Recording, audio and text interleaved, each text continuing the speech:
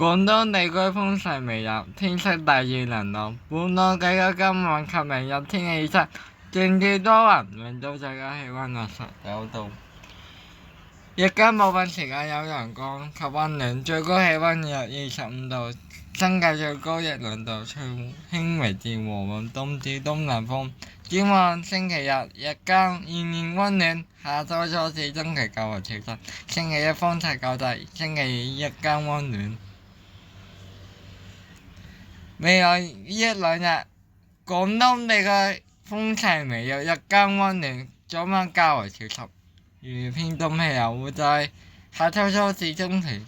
持續影響華南沿岸，各個雲量較高，